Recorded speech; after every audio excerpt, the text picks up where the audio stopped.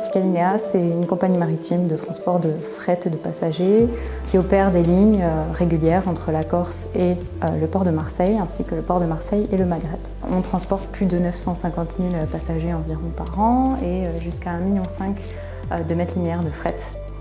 Notre objectif, c'est de réduire nos émissions de CO2 de moins 40% d'ici à 2030 par rapport à nos niveaux de 2022.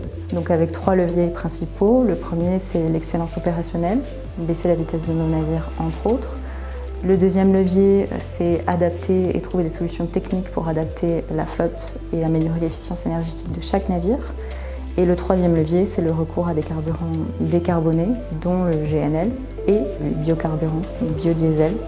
C'est déjà en cours sur une bonne partie de la flotte. On était la première dans le port de Marseille à mettre en place toute la logistique associée. Et on continuera sur la flotte à mettre en place ce biodiesel.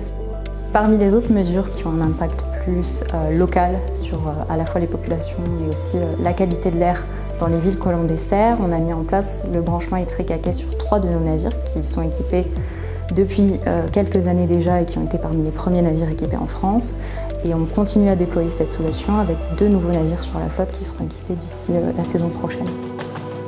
Parmi les autres critères sur lesquels on essaye de mettre l'accent, c'est aussi le sujet de la biodiversité, pour lequel on a d'une part à bord un logiciel donc, de repérage des cétacés qui s'appelle REPSET.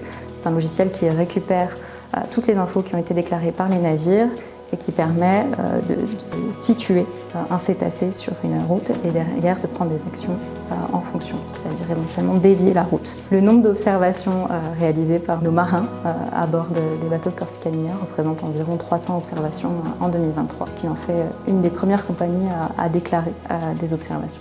Notre prochain challenge, c'est d'appréhender le sujet de la biodiversité avec des actions concrètes qui sont mesurables, qu'on met en place, qui ont un double effet à la fois sur nos émissions de CO2 mais aussi sur le bruit sous-marin. On a des solutions de type technique sur nos hélices qui vont permettre de réduire le bruit sous-marin avec l'installation du ProMass Light. C'est une solution qu'on teste et sur laquelle on aimerait avoir des indicateurs qui nous permettront de manière certaine de réduire notre impact sur la faune. Green Marine Europe apporte un cadre, des objectifs concrets, clairs. Green Marine Europe a notamment récemment revu la façon dont on comptabilise nos émissions de CO2 pour à la fois s'adapter aux critères réglementaires mais aussi s'adapter à la façon dont les armateurs comptabilisent ces performances. Ça donne un cadre communément accepté par à la fois armateurs, législateurs, associations, parties prenantes globales de l'industrie maritime.